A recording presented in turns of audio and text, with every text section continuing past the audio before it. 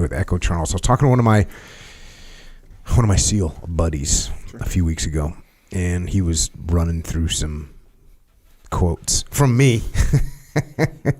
But it was from years ago. We were in Trade At together, and he was saying, he just like rattled off a few of them, and one of them was like, oh, that's a pretty good one.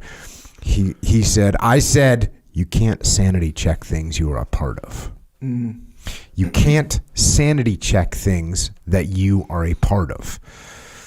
This is an early manifestation of detachment, which I also talk about a lot back then.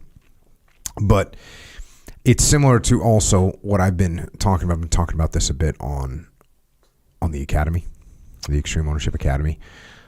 And I've talked about it at Gettysburg. Anyways, it's a topic that comes up a lot.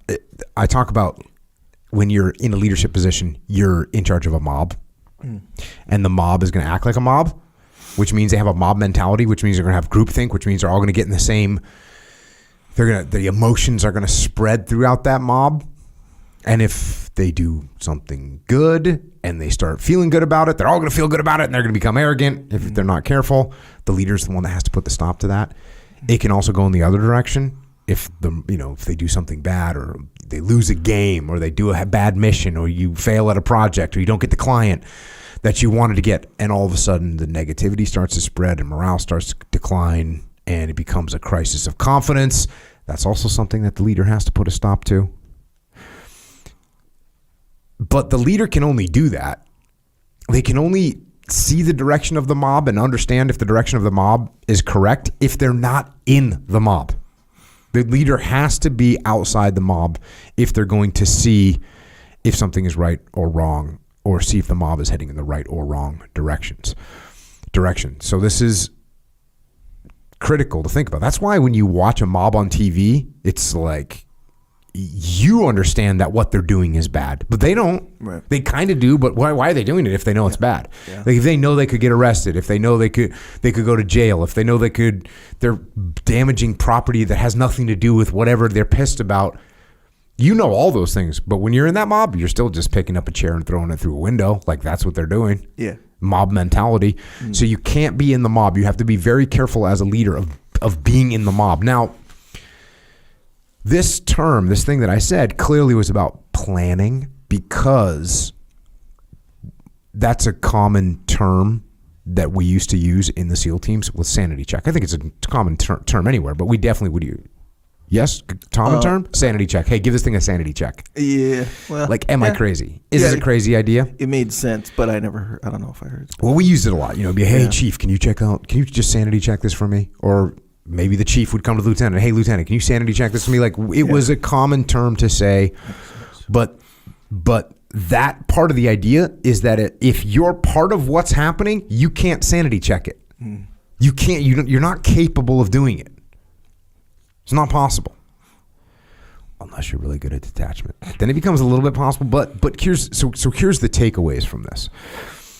Number one, when you're in a leadership position, if you can avoid it, don't be a part of the granular planning. Don't get into it. Because once you're into it, you can't see a bunch of it. You're part of the mob now. Then you can't see what's happening. So delegate the planning to the troops. Delegate the planning to the team. Delegate the planning to your subordinate leaders. So they can come up with a plan, and then you get to look at it. And I wrote about this in the book, Extreme Ownership. Then you get to stand back and be the tactical genius.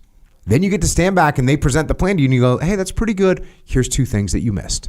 And those are really important things. Yeah. And this is what I think actually that's Leif's chapter in Extreme Ownership. He's talking about me and how I would sit there and look at his plan, and I'd be like, hey, Leif, that's a really good plan, but you missed this piece of high ground over here. And he'd be like, what's Jocko a tactical genius? How does he know this? It's because I wasn't all caught up in it. So delegate the planning to the troops, stand back and be the tactical genius. That's number 1. Number 2, equally important, but it's the opposite. If you are part of that mob, you have to reach out and get an outside opinion, right? You have to make the effort to say, hey, can you come take a look at this and tell me if this makes sense or not?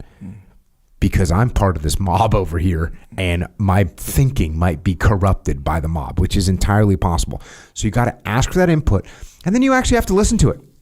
Because a lot of times people don't like to listen to anybody else. Especially when you've got a mob of 7 people on your team that are all like, oh, this is going to be the best thing ever. And then one outside opinion says, well, that's not going to work too well because of this. And you go, you don't know what you're talking about. So you kind of just be careful of that. When you're part of the mob, you listen to the mob. You're part of the mob. So be careful about that. You're a little bit crazy.